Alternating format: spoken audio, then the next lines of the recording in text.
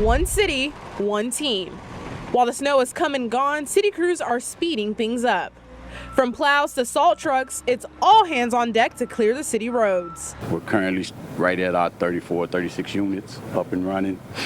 All the personnel are doing good. We haven't had any accidents or injuries, thank God. Right now, the city says its goal is simple: to get the roads back to as safe as possible. Our goal is to get down to the pavement, yes, and we're working towards that now.